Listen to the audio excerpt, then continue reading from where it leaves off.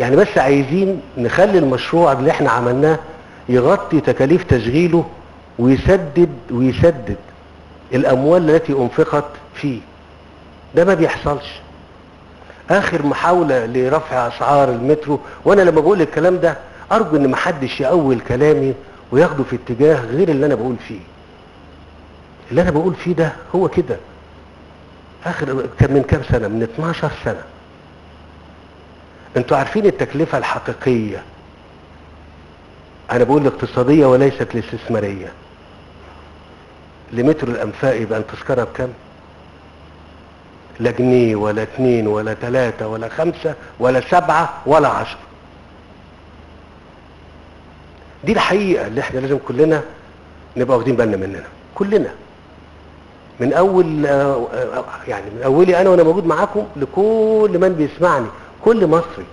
ما حدش يقول انا هعمل ايه. لا، احنا هنعمل ايه كلنا مع بعض.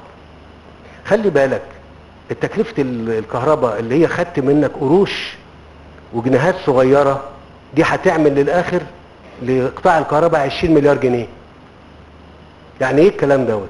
يعني عايز اقول لك ان الرقم اللي بيتاخد لما بيتجمع على المستوى الكبير قوي ده بيعمل مبلغ كبير ما تستقلش بيه. بس انت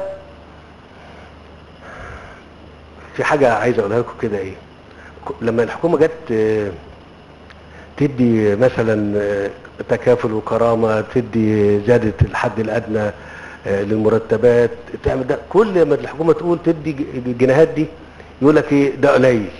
طيب لما نيجي نزود احنا جنيهات صغيرة كده في الكهرباء ولا في المترو ولا في ده، يقول لك لا لو سمحت ده كتير. يعني الجنيهات بتاعتنا احنا الجنيهات بتاعتنا احنا ملاش قيمة، وجنيهات كنتكم ليها قيمة؟ لا لا.